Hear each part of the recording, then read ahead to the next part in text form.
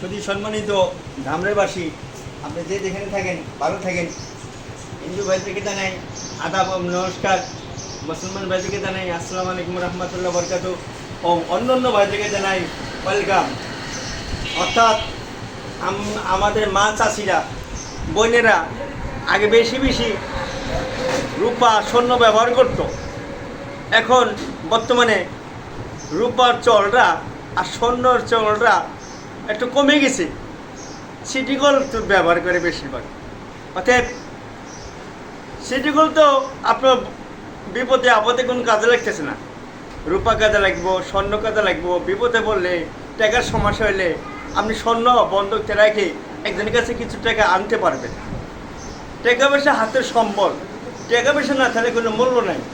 এখন আমি একটা স্বর্ণকার দোকানের কাছে প্রশ্ন করতেছি, আপনারা মনোযোগ দিয়ে শুনেন যে এখন কি আগের মতো স্বর্ণ মানুষ ব্যবহার করে কিনা।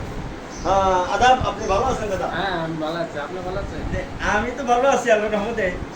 যে এই যে আগে মানুষে রূপা এবং কি স্বর্ণ বেশি বেশি ব্যবহার করতো, এখন কি আগের মতো সেরকম চল আছে?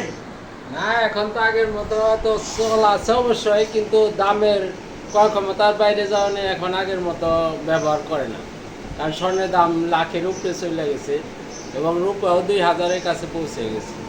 এখন আগের মতো তেমন ব্যবহার করে না।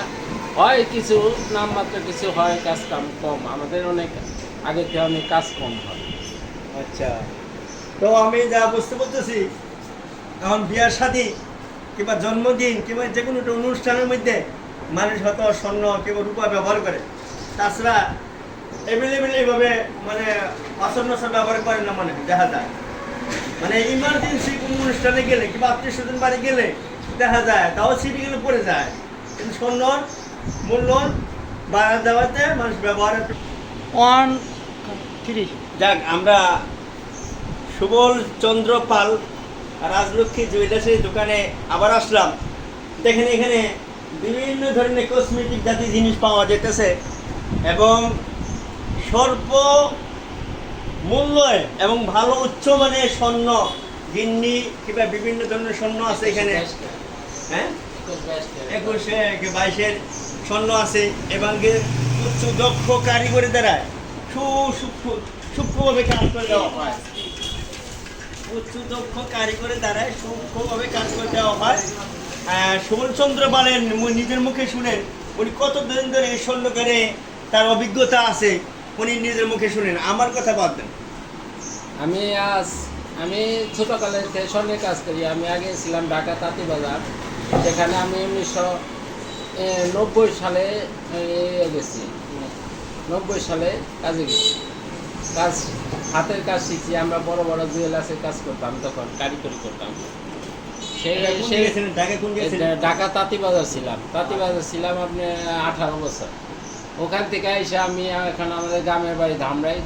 আমরা ধামরাই তালতলা কমিশনার মোড় জুয়েলার্স দিচ্ছি। আজকে 13 বছরে পা করছে, আমার এক যুগ পার হয়ে গেছে।